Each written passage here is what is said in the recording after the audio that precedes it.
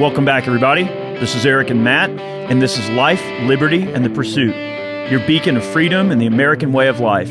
Tune in every Friday for a new episode as we dive into the world of liberty and what makes our country great.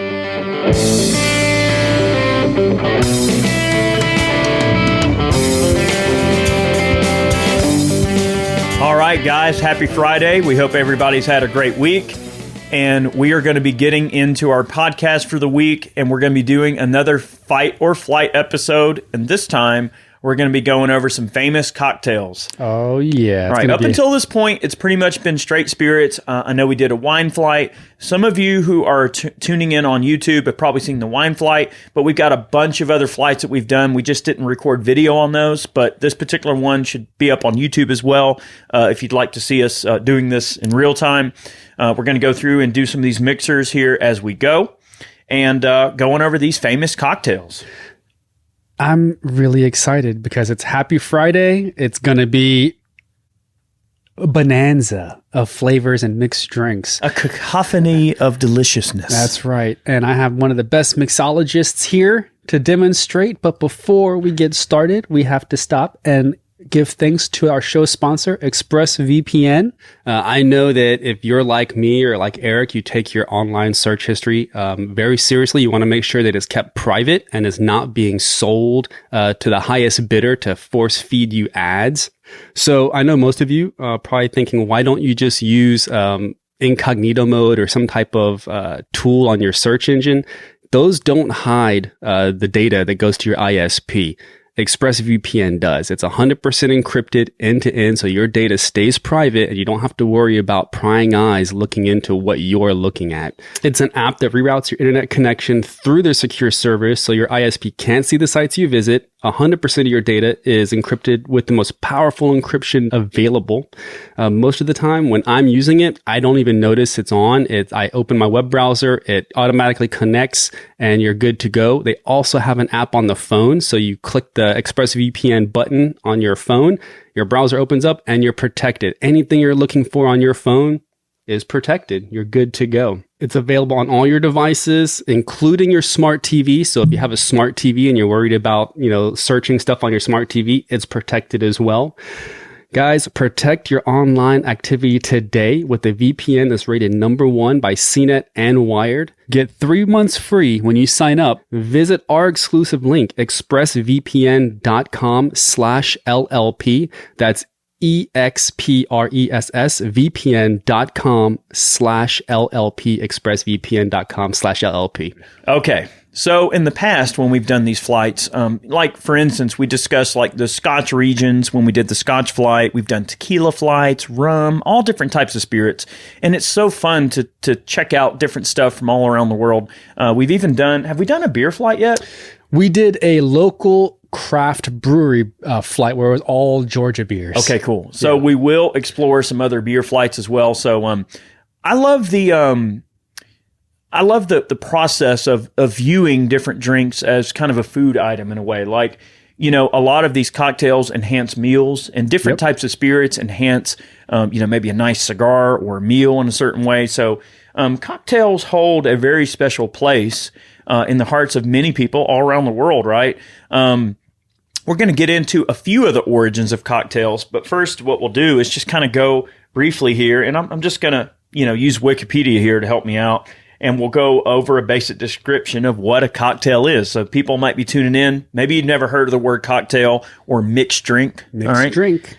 Okay, so a cocktail is an alcoholic mixed drink. That's the basic definition. Most commonly, cocktails are either a combination of spirits or one or more spirits mixed with other ingredients such as fruit juice, flavored syrups, or creams. Cocktails vary widely across regions of the world, and many websites publish both original recipes and their own interpretations of older and more famous cocktails. So cocktails have been around a long time. Let's see. The first written mention of cocktail as a beverage appeared in the Farmer's Cabinet in 1803 in the United States. The first definition of a cocktail as an alcoholic beverage appeared 3 years later in the Balance and Columbian Repository. I can't say that word. Repository. Repository. Thank you. May 13th, 1806. Traditionally, cocktail ingredients included spirits, sugar, water, and bitters. However, this definition evolved throughout the 1800s to include the addition of liquor. So originally, cocktails were non-alcoholic and then began to have alcohol introduced. We were talking a little bit earlier about the Prohibition era here in the United States. Mm-hmm. And during the Prohibition era, cocktails were super popular. The reason being, most of the bathtub hooch that they were making wasn't exactly the most great tasting stuff in the world. You're not just going to pour it over ice and have a nice gentle sip. It was some pretty awful tasting stuff. Yeah. Sometimes downright dangerous. Well, and people are going blind because they're ethanol and they're just all kinds of crazy stuff. So yeah, I agree. That's when I first heard about mixed drinks or coming into favor really outside of just regular pours was because the flavor wasn't that good. Cocktails were a great way for people to mask the terrible flavor of this bathtub hooch and things like that. And the general idea of cocktails containing alcohol really just became a staple of American culture, right? Like with the Long Island iced tea, which we won't be making a Long Island iced tea in this particular video/podcast, but the Long Island iced tea was a way that someone could walk around during Prohibition with it looked like iced tea. It just had that kind of look to it, and nobody knew you were drinking. Right. So, and they're pretty tasty. Oh, yes, of course. That's going to be in a future video, of course. But the first drink that we're going to start out with is the Mojito. I like the Mojito a lot. We're going to be making, hopefully, pretty close to a Cuban-style Mojito, although there's a lot of different Mojito recipes. Mojito is a really refreshing drink. It's very light and tasty, and it's got mint in it. So the mint just really opens up, and it's got a beautiful fragrance to it. It's very refreshing. You put lots of ice in it, so it's nice and cold. And a little bit of that ice melts off, puts a little water in it. It just, such a great drink. Well, the thing about mixed drinks they started off as a way to kind of mask the flavor. And as spirits became more and more high quality, it really turned into just drinking those spirits neat. But now with the Mojito, it was invented in Cuba, there is some debate whether or not it was invented in Cuba or not, but for all intents and purposes, we're going to say it was invented in Cuba. Very fresh, very refreshing, very clean profile. There's two ways that I've seen this made. Your traditional Mojito is going to use club soda and sugar. But I have seen in the US and some other countries will take that shortcut. Obviously, time is money, and there's bartenders and mixologists need to make money, maximize their time. They're substituting the club soda and sugar with 7-Up or Sprite. So I have seen that.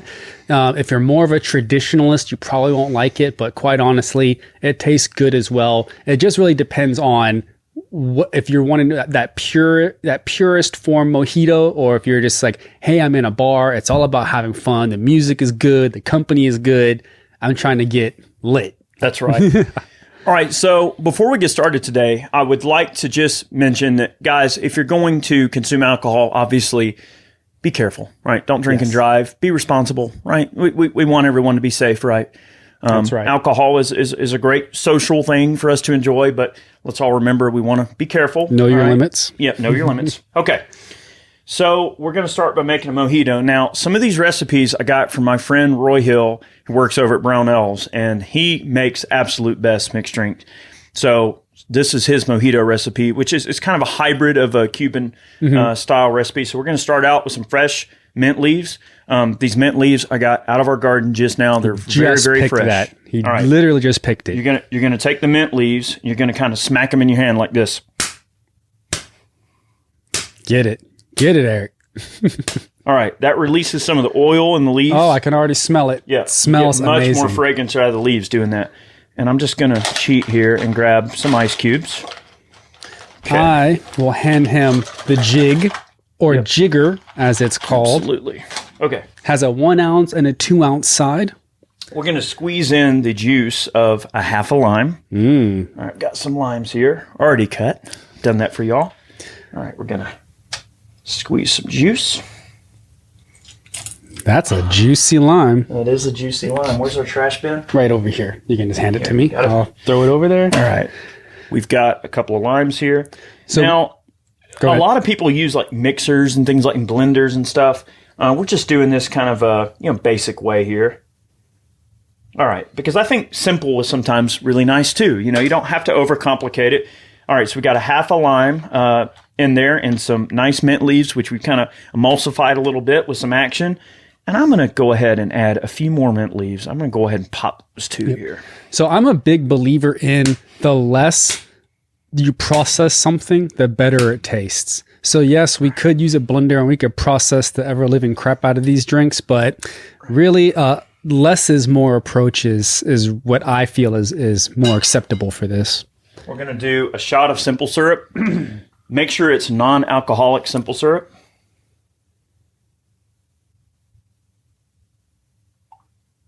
Simple syrup. Okay. And for those that don't want to go out and buy simple syrup, you can make it at home. Extremely easy. Water and sugar, and you just keep adding the sugar to the water until it reaches the consistency, and then bam. You just don't boil the water, just bring it up to like a very right below simmering, so that way it heats up and that sugar gets diluted and absorbed into the water, and you have simple syrup. All right, 1 shot of clear rum. Very important, clear. You can use spice rum, but the traditional way of doing this, like the Cuban style, they're usually going to use white rum. Right. Yes. And we're just going to be sharing this so we don't get trashed here because we've got 5 quite a bit cocktails to go through. drink, so we don't want to get too hammered here.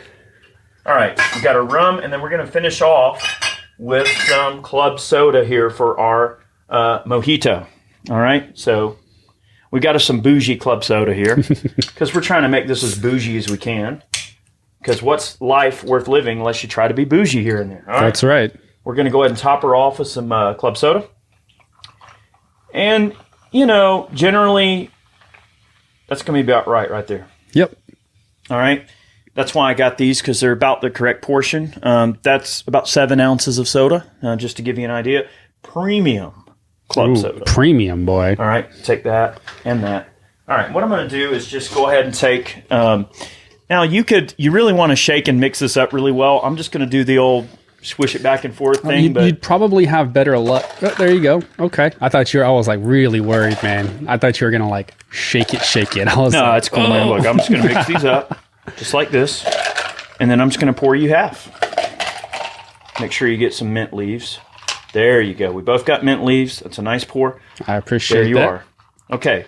There's your mojito, sir. Nice. This is a very refreshing drink, and it doesn't get you like absolutely hammered though. I mean, it's not that like a lot of people like. I don't know. You look at like a Long Island iced tea. That's got like a lot of alcohol in it. It's like 4 pours of alcohol. It's a ton. You drink 2 Long Island iced teas and you're just completely trashed, right? Yep. A mojito is a nice, refreshing drink. I think it's meant to be like enjoyed. Maybe with a meal, that kind of thing, Well, I'm glad you brought that up because, let's taste this first. All right, here we go. Cheers. Mojito.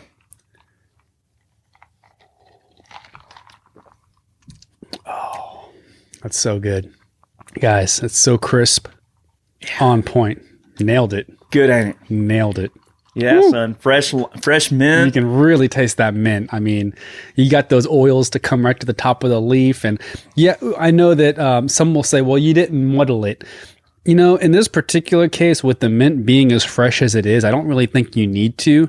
It's super, super minty.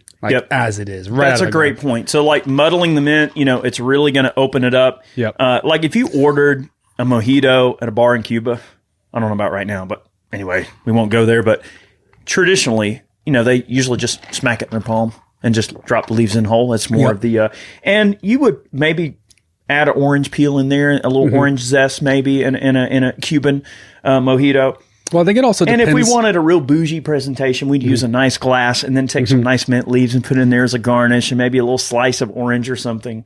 For sure. The interesting thing is that muddling it, normally you would put like a sugar cube or some sugar in there. And that's really what the muddling was for, was to break up the sugar and incorporate the mint into the sugar.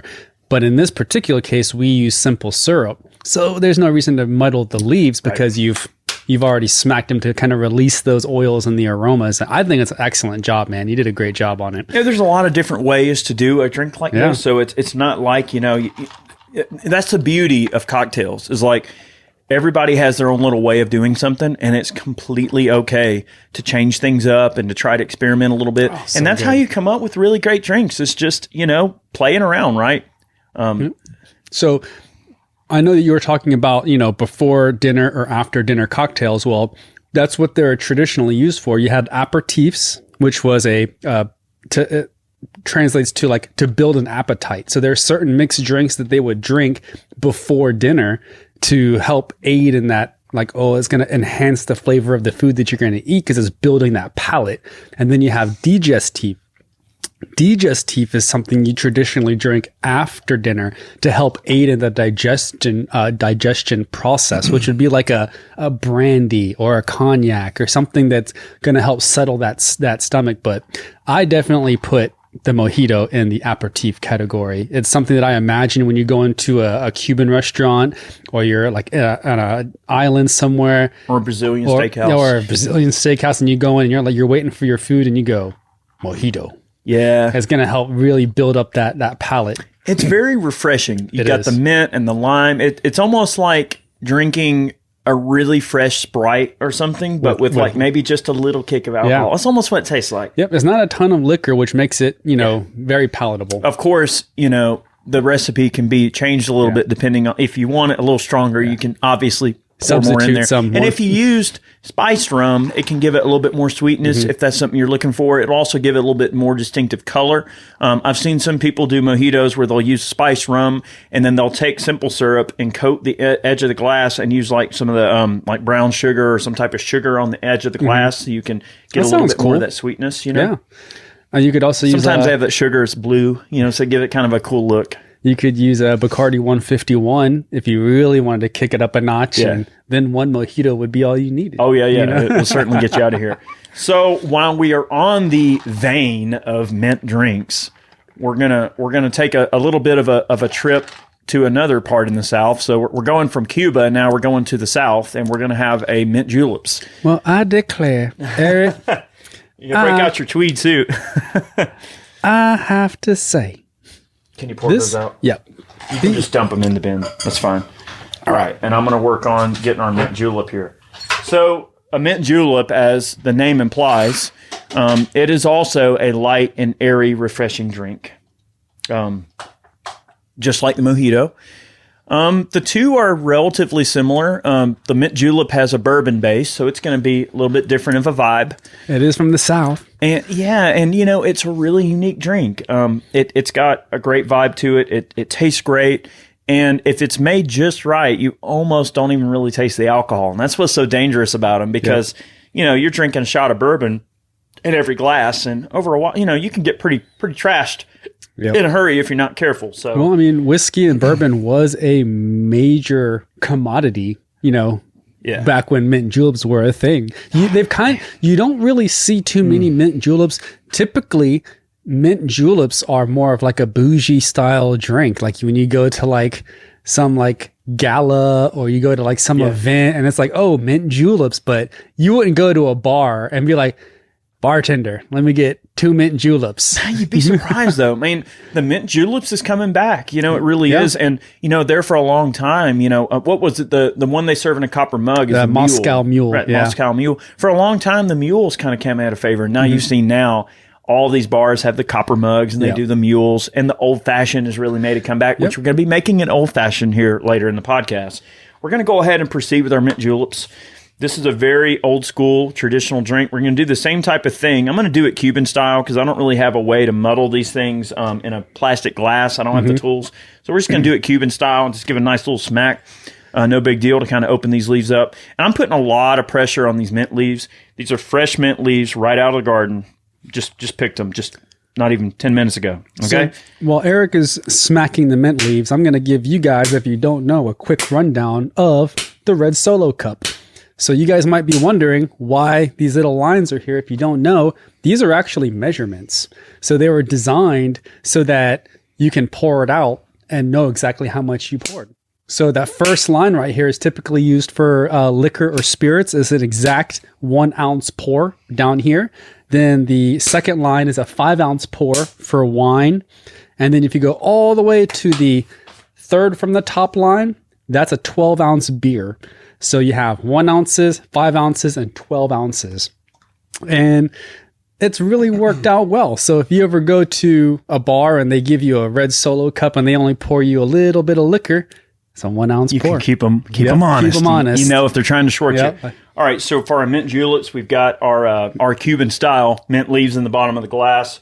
And what I'll do is I'll go ahead and get us some more ice in here. Beautiful. All right. I'm going to feel like Colonel Sanders, in a minute. Okay, we're going to run some simple syrup. So just like the mojito, we're kind of getting close to the territory of the mojito. We're going to start out with our simple syrup. All right, 1 shot of simple syrup. And we're going to do a 1.14. I like it. 1.14. Of bourbon. We're not going to use just any bourbon. Oh, he broke out the good stuff. We're going to run some Eagle Rare and make this extra bougie. Now, there's some people out there that are probably hating us right now.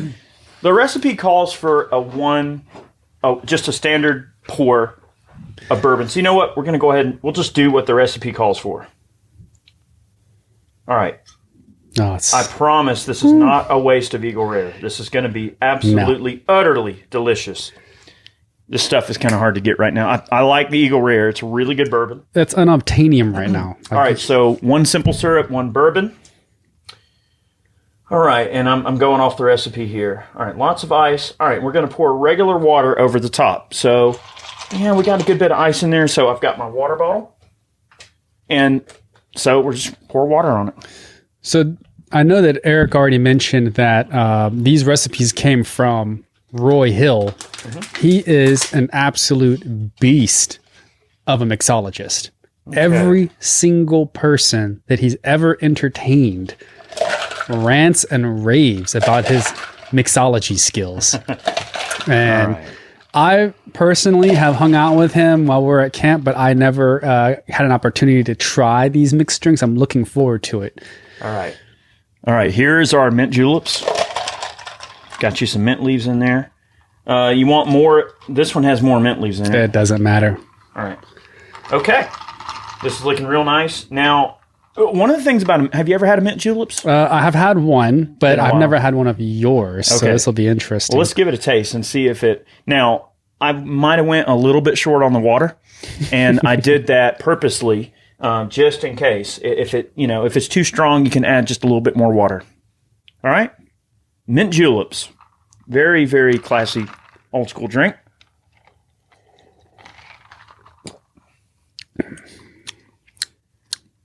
That tastes as southern as sweet tea.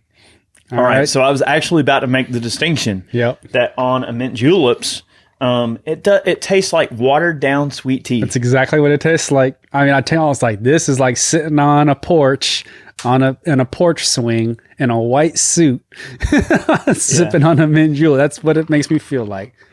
It's good, ain't it? With the dogs running out in the field playing. It's good, ain't it?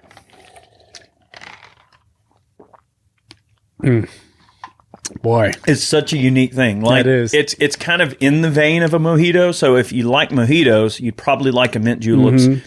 It's very refreshing. I mean, it's kind of a mojito, but with bourbon instead of rum. I mean, to me, it's an alcoholic sweet tea. That's what it tastes like. Mm-hmm. That's all it is. It tastes so good. Totally. So it is good, isn't it? I could sit here and drink a bunch of these things. It is so refreshing. And that's the other thing about these particular drinks, the mojito and the mint juleps. Very refreshing. And the mint is so pronounced. Very genuine and honest. Yeah, I mean, even though we didn't muddle the mint, it's still got plenty of mint in there. Absolutely amazing. And that Eagle Rare... Okay. Very smooth. Yeah. Some people would say that's an abomination using such great bourbon in a mixed drink, but you don't understand using such a nice bourbon. And someone would say that's a $29 bottle of bourbon. For what? Don't use that as the perceived value. It's a 10-year age statement bourbon for $30. It's out of this world. You Now- can't even hardly taste the bourbon. If it's made dangerous. just right, it's Yeah, dangerous. it's so because dangerous. Just like the mojito, it's so refreshing and so light and crisp and airy, and that mint, like when you're drinking it, as you just smell the mint and take it in, it is such a unique drink. Now, that $30 bottle of bourbon is what it would cost if you could find it at retail. Right now, they're selling on the secondary market for about $90 to $100 a bottle. Yeah. And But it's not a waste. It's for science. 100% not a waste. I mean, This is kind of science I like. yeah. I want to drink the whole thing, but I gotta keep us straight here for the rest. Wait. I gotta be able to play bartender too here. You haven't been drinking the whole thing? I'm in trouble. Well, now you're okay. Okay. But yeah, that's about as southern as you can get. All right. So Now- we're gonna go a little bit. Can you pour me out over Yep. there? We're gonna go a little bit of a different direction in the South, and we're gonna go down. Well, I guess you would associate margaritas with Mexico. I mean, I picture. That's about as south as you can get. That's you know? right. So we're going to be making a margarita, but we're going to be doing it on the rocks. And this is not going to be frozen or blended or anything. We're doing just a traditional, straight up mixed margarita. Now, this margarita is going to require a couple of specialized components. And this margarita recipe is a very special margarita recipe. I'm not going to say where it came from originally, but let's just say it came from Mexico.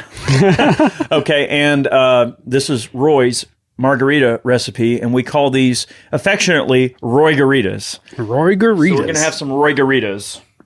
And now, his actual recipe calls for, a few specialized components in terms of the mixing, but we're just going to do it kind of like we've been doing it here, just au natural, real basic, with just basic stuff we have sitting around.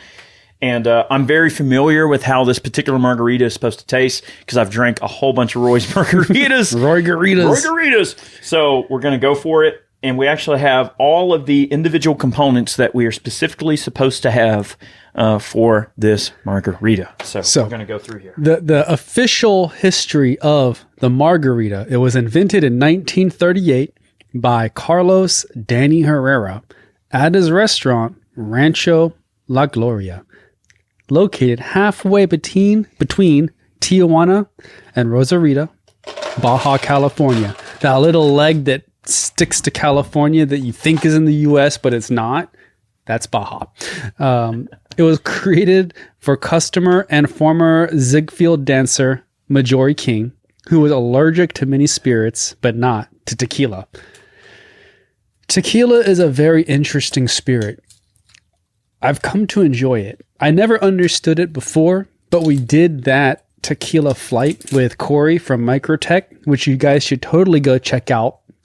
Yeah, we don't have a video of it for No, YouTube, but yeah, it's but over on the podcast. On the if you wanna check it audio out. podcast, go check it out. It's Corey from Microtech Knives, and we definitely had a good time, and we had some of the higher end bottlings of tequila, which really makes you appreciate the work that goes into it. Yes.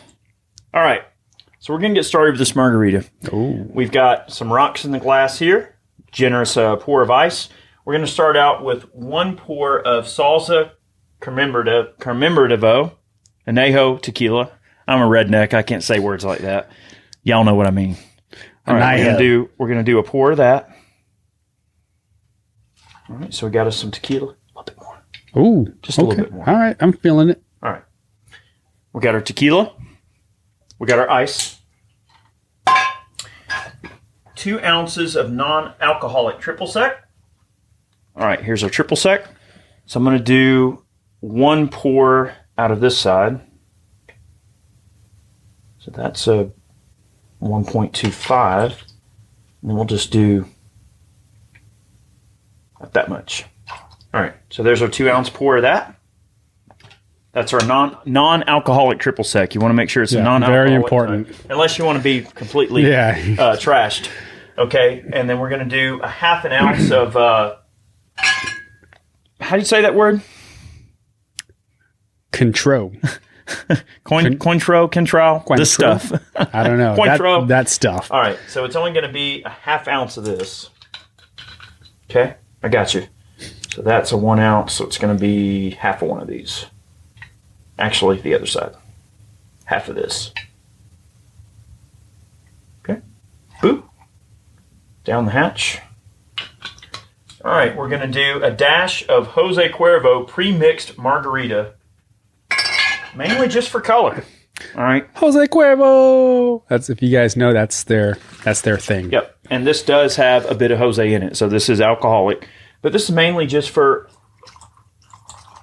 a little bit of color. Just kind of pour it until the color's right. That'll be about right. And then we're going to top it off with a half a lime worth of juice.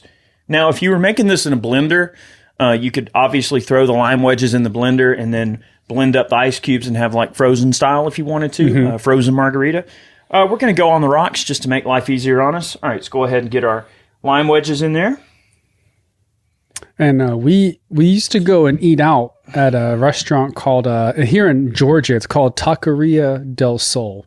Ooh, it is. I mean, it's definitely not a super traditional Mexican restaurant, but as soon as you walk in, you can order margaritas by the pitcher, and they got these 5-gallon buckets that they literally just dump the pitcher into to fill up, and they hand it to you to take to your table.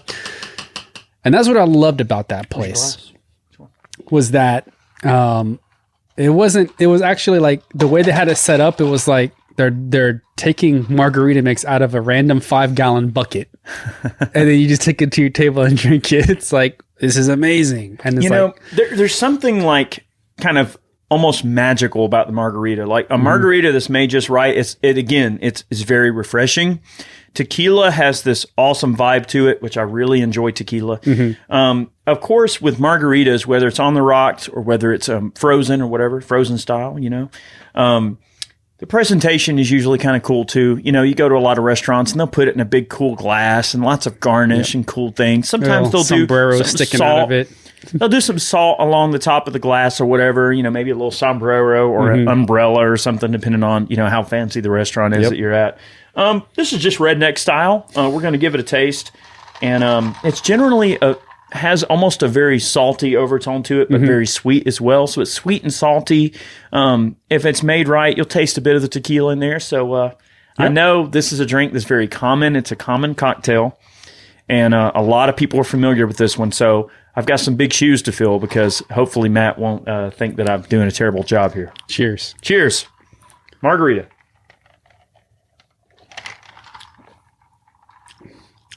Woo! It's a good Roy Garita.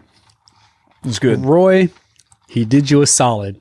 That is outstanding. Very sweet, but salty. Yep. And that's the kind of vibe that you get out of it. I was wondering how we got that saltiness without adding any salt, but I think that might be the mix. That has like a tangy, saltiness to it. Or if it's the Cointreau, whatever that stuff is. Yeah, maybe. I don't know.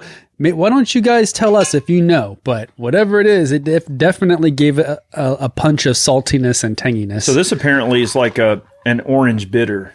So it gives it like a zesty, like a citrusy, zesty smell it vibe. You got it? Yep. Yeah, I mean it's like a orange liqueur type deal. That's providing some sweetness and maybe a little bit of that bitterness could be taken as a saltiness. Yeah, perhaps? That's true. It very well could be, but that's great, man. It is good. Yeah.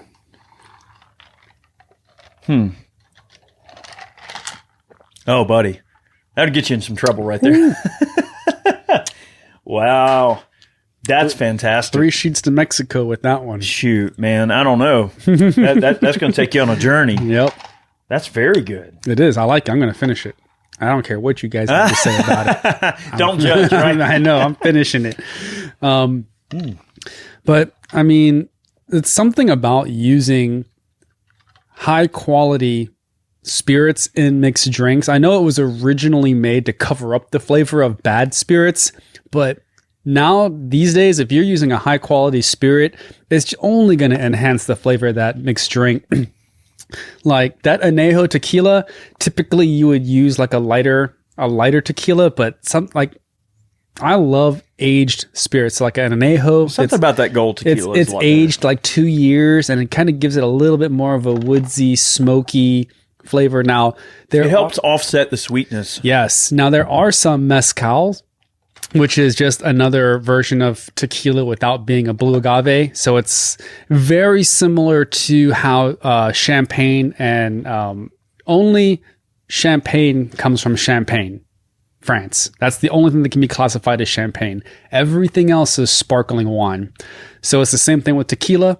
If it comes from the blue agave plant, it's tequila. If it comes from a certain part of Mexico, it's a tequila. If it comes from outside that region, it's a mezcal. So very similar, but that is great. Good to the last drop. That is good. So out of everything we've had so far, what's your favorite? Man, I would say that margarita, man. The margarita is on point. I was trying to decide if it was the margarita or the mint julep, but that margarita is too good. All right, so next we are going to make an old-fashioned. My personal favorite. This is your favorite, so that means that I have to do a really good job. And just so I can make sure that I've got this right, I want to make sure that I pull the recipe up because it's been a minute since I've made an old-fashioned. All right, so there's my glass, and let me grab this other one. That's your glass, This right? is mine, okay. correct. Here, I'll do this to mix with so we don't, well, I'll probably already cross-contaminate. That's all right. We all share cooties. All right. Let's see. Now, there's a lot of different ways you can make an old-fashioned. Some people muddle sugar cubes and everything like that. The recipe that I'm going to use actually calls for just simple syrup in place of the sugar cubes. But as Matt mentioned before, like with mojito, for instance, like muddling the sugar with the mint in the bottom to help break it up and give it, good fresh sugar flavor, we are going to substitute simple syrup. If you order an old-fashioned in a bar, it's going to probably maybe simple syrup. Yep. Because that's just kind of what people do now. Unless you go to like a super hipster bar where they're like chiseling the ice off of an ice block, which I have seen. There's a place in Atlanta. I don't know if they're still open, but they were a few years ago when we used to go there quite a bit. It's called Leon's Full Service. It was like an old 60s or 70s gas station, like those old school full service gas stations. They converted it to be a restaurant/bar. So, but the name stuck. The name of it was called Leon's Full Service. So the name of the restaurant and the name of the bar was called Leon's Full Service. You'd walk in there, and the bar, they had, the guy back there with the apron on and the handlebar mustache, and they had a gigantic block of ice behind the bar. And you would literally order a drink, and the guy would go back there with a chisel in front of you, and he would chisel off a piece of the ice into like a perfect square, drop it in the glass, make your drink, and then give it to you. And it's some people would say, oh, that's like a hipster thing. And like, I get it. I agree. There are like certain hipster attributes to it, but I am not taking anything away from that mixologist because he put a lot of effort into that. Look, I'm a big fan of the Tipsy Bartender. Ever seen that guy? Yes. He is so cool, man. And he comes up with so many awesome drinks. He's always so creative, and he shows how to make all the bougie ice. Yep. Like, I know you've seen those round the ice round balls, cubes. And it's so fancy. So, yeah, if you're ordering a drink at a fancy restaurant, obviously the presentation is going to be a big part of what you're paying for the drink. And that goes into the experience, and the atmosphere and the minutia behind it. And it's a cultural experience more than just drinking. And that's what I want to push home with these podcasts and videos, if you're watching here on YouTube, is that, drinking is a cultural and social thing, and cocktails allow you to experience culture from around the world, right? We experienced a little taste of Cuba, a little taste of Mexico. And so it puts you into the overall mindset of where that drink came from. It gives you a little taste of their culture and a taste of their overall, vision. And it brings people together. I mean, there's been more deals made over drinks than any other thing in the world. I mean, it's just brings people together. It's just one of those things like all your inhibitions go out the window. Now, obviously, don't abuse it. Yeah, be careful, y'all. Yeah. Don't drink and drive. Know your limits. Be responsible. Be responsible. Call an Uber or a Lyft. Please call. Please call an Uber if you've had too much. We want our people getting there safe and sound, going from point A to point B. So again, always, be careful, y'all. But yeah, I mean, you hear stories about people backpacking through countries, and like they go into a bar and they just absorb that culture from that country, and they make instant friends. Everybody at Dude. the bar's like, yeah. I mean, all right, imagine traveling through Germany and going into like a traditional old school German bar. It's like you can't help but feel German. Like Yep. you go in there and you want to drink their local beers. You want to try their local spirits, their local drinks. You want to, be a part of their customs. That's what drinks do. That's what cocktails do and what beer does. Like it lets us experience everyone's take on that given concept and allows you to kind of be a little part of their culture for a while. And I think there's some validity in that. There used to be a great show that I watched on, I forget what channel it was. It might have been Discovery, but it was called Three Sheets. And that was it's a play on words for the saying 3 sheets to the wind, which means you're just absolutely hammered. But the show was just a guy going around to all these different countries, drinking in their bars with locals, and he would drink their local, whatever they're drinking locally.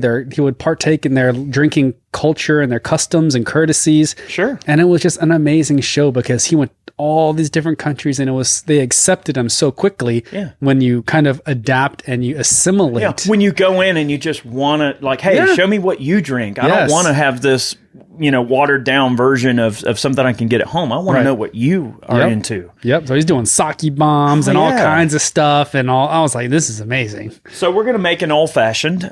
This is also, as the name suggests, a very old traditional Southern drink. And it's very good. All right, we're going to start out with 1.5 ounces of bourbon. This is going to be a pretty good little pour of bourbon. Again, we're going to run Eagle Rare from the Buffalo Trace Distillery in Kentucky. Eric and I's one of our favorite bourbons. There's not too many that would be above that on my list. This is going to be a pretty strong old fashioned, but I think you're going to like it. All right, so there's our 1.5 ounce pour of bourbon. We're going to run a little bit of simple syrup. Oh, wrong one, triple sec. We don't want that. I'm sure it would be good, but we're going to run simple syrup. We're going to do a 1/2 ounce. We're going to do about a 1/2 ounce of simple syrup in replacement of our sugar cube. The triple sec would be a good way to do your, and bourbon would be a good way to do your Long Island iced tea. Yep. Simple syrup is a great option. It's kind of a sugar water in a way. Maybe a little. It's a syrup, obviously, but a little goes a long way on simple syrup. So if you're substituting like a simple sugar cube, depending on the size of the sugar cube, you know what size an average sugar cube is. So just try to kind of factor that volume in for what you're going to substitute simple syrup for. All right, we're going to do 2 dashes of orange bitters, which I have some. Look at that. Boom! Orange bitters. All right, and this isn't super precise. I'm just going to do... Actually, Roy uses 3, so I'm going to do... Well, do what Roy does. What would Roy do? There we go. A couple of dashes of bitters. WWRD. Okay. What would Roy And do? then we're going to do a little bit of water in this old-fashioned here. And what I look for is kind of the overall general color. That's probably about 5 ounces of water. I think that's going to get us where we need to go. We've got a little bit of water left. If you drink it and it's too strong, just pour a little bit more in. Now, if you're doing bartending, now here's the thing. You've got to perform and you've got to make that drink great every single time without tasting it. You can't just drink your client's drink and go, oh, yeah. Did they nice call and for a tasty. cherry for that or no? If you want to run a cherry, you can. Is that the way you'd like to have your... That is the way that I've always taken my old fashions. All right. Always come with a maraschino cherry. Maraschino cherries. Woo. Candied cherries. Oh, baby. These things are absolutely delectable. Look at that syrup. So I'll tell you what we'll do. We're going to do the cherry in there. And look at that. Just a dash of that syrup in there. Just for a little color and a little bit of extra sweetness. All right. Here's our old-fashioned. You take that back, please. Yep. All right. Delicious. We're going to mix her up a little bit. We do have some rocks in here, so she's nice and cold. All right, I'm just going to mix it up. Oh, candy cherry. I'll make sure you get the cherry. Oh, thank you. Since you requested it by name. All right. All right, there's our other half of the mixer. There's my glass. All right. And that's you? Yep. This is... Hold it. You got it? I got it. There you go, my man. All right. All right, hopefully I live up to your standards for an old-fashioned. Now, this is Matt's drink. Now, look, take me to school now. If you hate it, you got to let everybody know. You got to call me out right now. Well, let's see. Let's go. All right. So scrutinizing. It's good. It's good. More water? Actually, I was going to say probably a little bit less water, but I might have put too much water in it. All right. I don't think you put too much. I think it's fine the way Sweetness. it is. It's fine. It works. It's great. A little bit too much water, but we're good. It's still good. That's good. Yeah. It is good. It has the same vibe as the mint juleps. Mm-hmm. It really, really does. And you're right. I probably could have stood to made a little bit less water, maybe 1 ounce less. On Probably water. Yes. But Probably good. yes. So we'll say 4 ounces of water. I'm going to take this and I'm going to fish that. Those cherries are so freaking good. And the thing is, these things are freaking expensive. They're like a $20 jar of cherries. So good. Isn't it good? Well, that's because these are imported from Italia. These are Italian maraschino cherries. Who speaks the best Italian? See. Freaking. Oh my God. See. Buongiorno.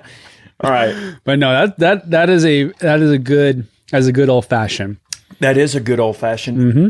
I will agree with you. I think I might have put a little bit too much water in it.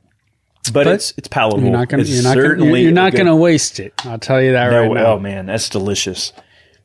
And I wonder how you would alleviate that if you added too much water. Maybe just a touch more bourbon, perhaps? Probably. Yep. Maybe a little bit more bourbon and just a tiny bit more simple syrup to sweeten it up. Yep. But maybe a little bit of that cherry juice, mix it up. The cherry juice would definitely add some good color. So if you were to imagine throwing in some of that candied, like just gel in there, it's going to really darken it up. It'll give it a really good color. Yeah, and you could probably even throw maybe just a dash of Coke for color. Just a little. Itty bitty, just a little bit. You know what's interesting is I've seen that. I've seen them do that, for the color effect. And the beautiful thing about old fashions is it lends itself to be so well accepted by different regions. So when I was in Puerto Rico, they actually had a Puerto Rican version of an old fashioned. They used bourbon? They did, but they used some other ingredients and they called it like a coastal old fashioned. So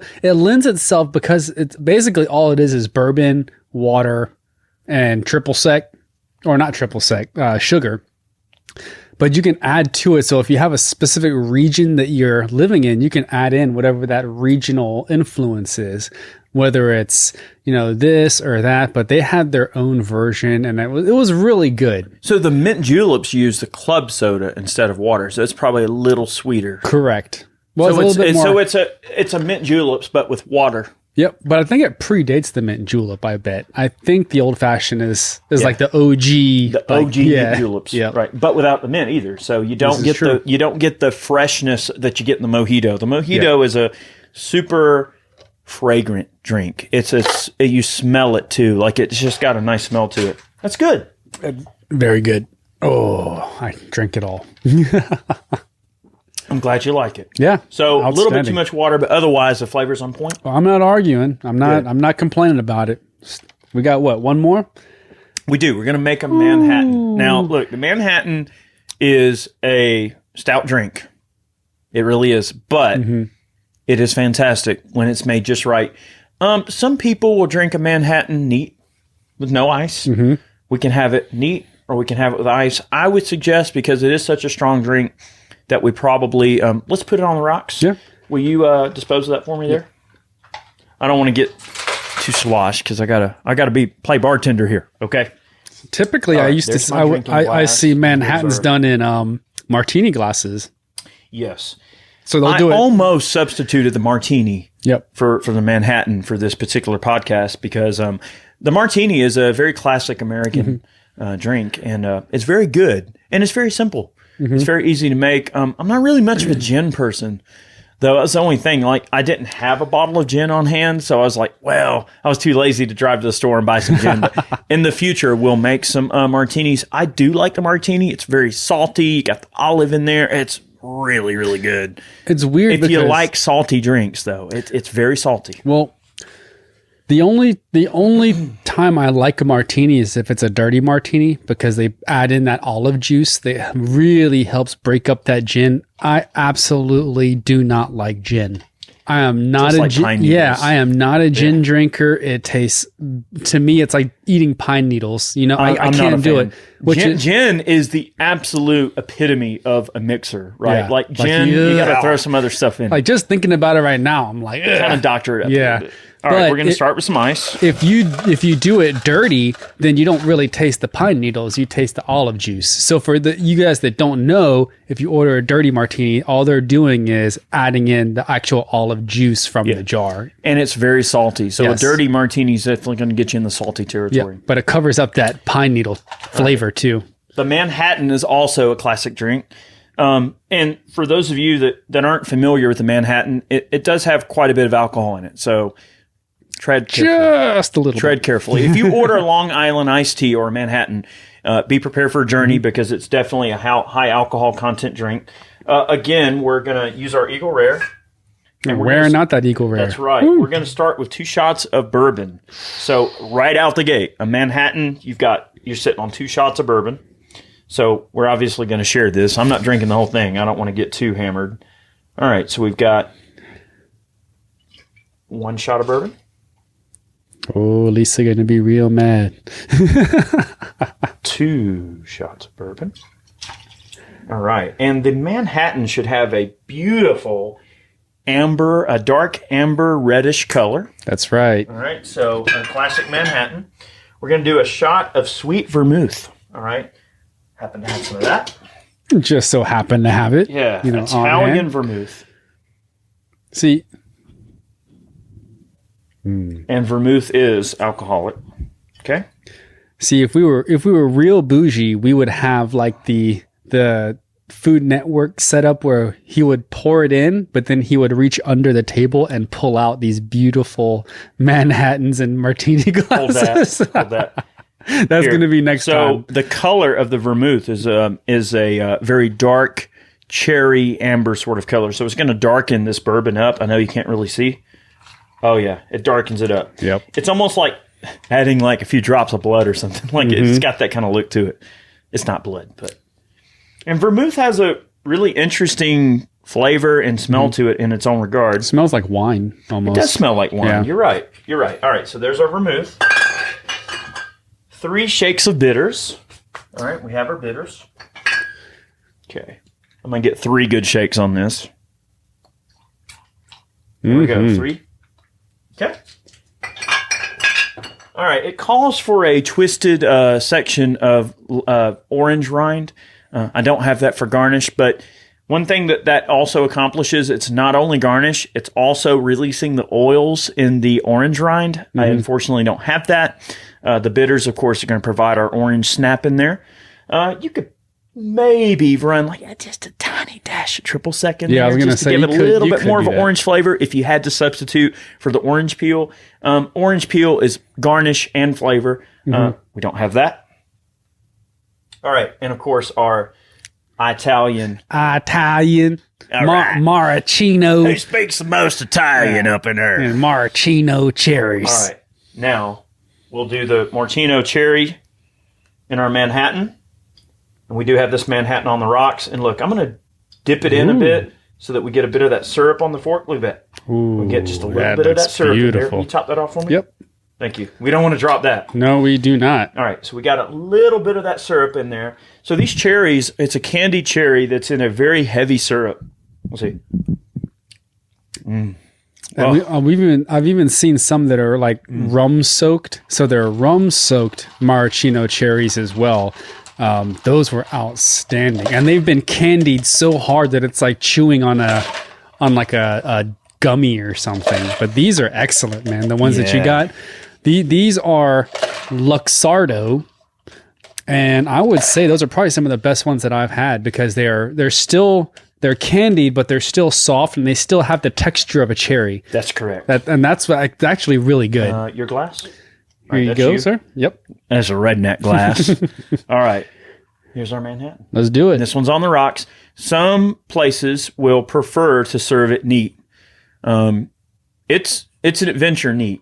I would say I probably prefer this on the rocks and let that ice melt just a little bit to kind of even out the intensity of it because the Manhattan can be a very intense drink. You know what I'm going to do is I'm going to take a couple of sips. I'm going to probably drink half of this as it is. This is your glass? That one, I believe. There you go. Yep. That's you. And right. this is me. All right. Yep. So I'm going to drink half of this as it is, and then I'm going to add a little bit of that triple sec to see that citrus profile. And it won't take much because you've only got, remember, this is one drink that we're splitting.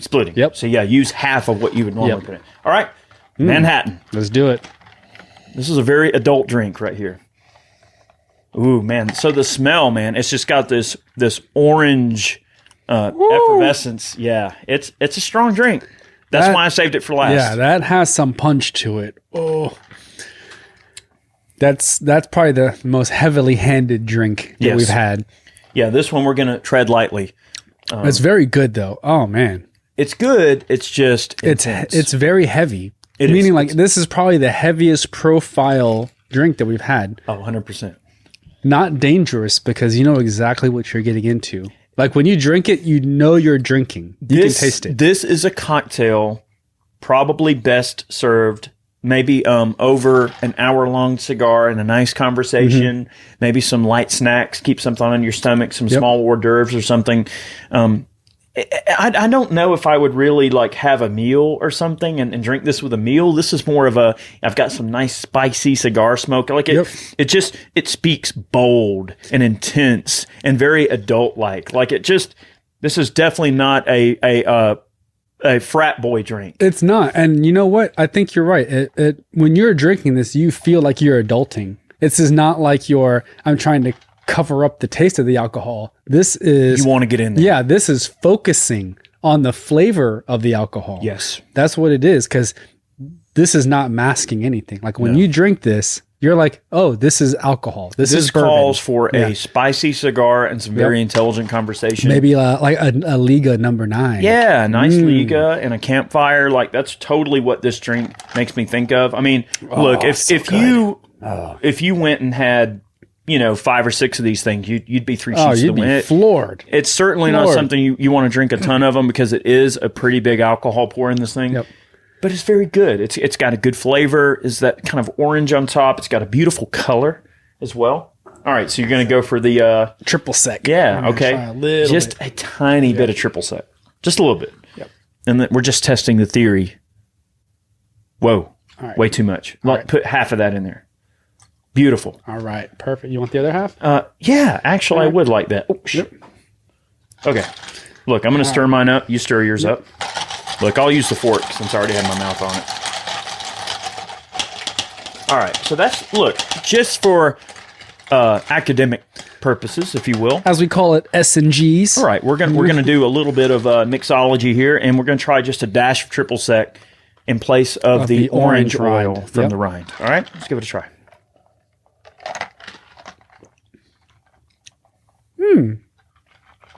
It certainly sweetens it up a little bit. It does. It does. It does give it a little bit of a kick. I actually preferred it without. Me too. I preferred it without the triple sec. It's definitely worth trying. And for all of you that were looking at us saying you're not going to like it, can now say, I told you so. I wouldn't say I don't like it though. It does add just an extra level of citrus sweetness, which can help overcome the intensity of the bourbon if that's something you're not into. Yeah. And a little bit of complexity. And of course, we have our cherry in the bottom. You got the last cherry. That's so I got okay. We'll switch out. I mean, overall, I like it. It's definitely an adulting drink. This is not something that you don't have to worry about like your high school kid, like, oh, let's do Manhattans. It's they're probably going to be more in the mojito / like. Well, they're going to be into Jaeger bombs. Yeah, Jaeger bombs and stuff like that. This is. All right, we're going to try this cherry. Oh, it's amazing. Beautiful. So good. Beautiful. Man, that cherry is delicious. Let's see. Oh. Luxardo Maraschino cherries. Maraschino! Yep. See. Cherries are candied cherries with the Maraschino syrup. Fruit cultivated and distilled. Oof. Man, that is fantastic. Those cherries are the bomb. For the price Cherry that they bomb, cost. baby. Yeah, the price that they cost, though, they need to be, That's fantastic. You can buy a whole bag of fresh cherries for like $4. Yeah. This costs like $20, and you probably get like 10 of them in there. When you have got to absolutely adult the crap out of your drink, those cherries are the ticket. Yep. Wow. So that's the end of our flight. We're probably going to do another cocktail flight in a future video / podcast. I know, listen, I know I say that all the time, but a lot of our folks are listening on our podcast as well as watching here on YouTube.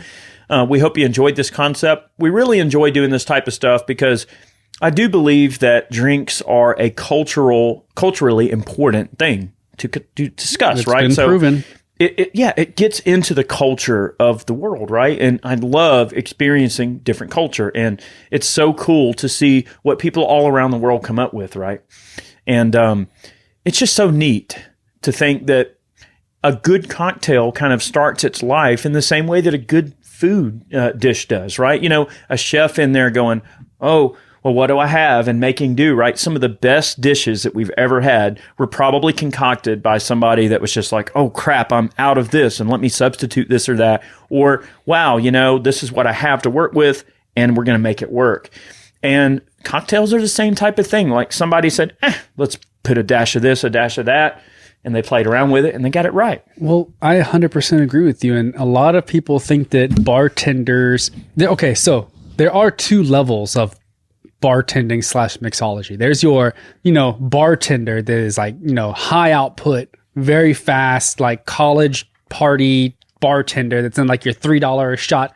Yeah, like rum and coke. Yeah. And then you have mixologists. And I am not taking anything away from an actual mixologist. It takes a lot of knowledge on different foods, a lot of different ingredients, and understanding how they work together to make a very good drink. I'm not a professional, at all. Well, and I've seen professional mixologists. They have competitions, and the things that they're doing with ingredients is absolutely amazing. They're cooking the ingredients before they put them in the drinks. I mean, it really... If you've got to check out Tipsy Bartender. Yes. His page is great. He is such a cool guy, man. You'll really enjoy yourself if you're into this type of stuff. And he loves blue Curaçao. So everything is blue. That man's all about it. That man is all about it. And look, dude, he comes up with some really intelligent ideas. Like, he is such a cool dude. It just amazes me the way that you can work, form, and function with food or ingredients into spirits and alcohol and getting the most out of that drink. And I think there's just so many drinks that you can play around with and mess around with. It blows me away. I agree. Well, that is the end of today's podcast. We really appreciate you. I can't talk today. Well, I'm about 3 sheets to the wind over here. No, I'm just kidding. I'm fine. But I do appreciate you guys listening. And if you're watching here on YouTube, thank you so much for checking out our video here today. We're getting there. Yeah, we're getting there. We're trying to close her out. But thank you guys so much. And if you'd like to support our efforts, go over to Ballistic Ink, pick yourself up a snazzy t-shirt. We definitely appreciate the support, and have a great week. Now, I don't know if I'm going to have a great week, but I know I'm going to have a great evening. That's right. At this right. rate. But have a great week just the same. We'll see you next Friday. If you're listening in on the podcast, we'll have you here on Friday.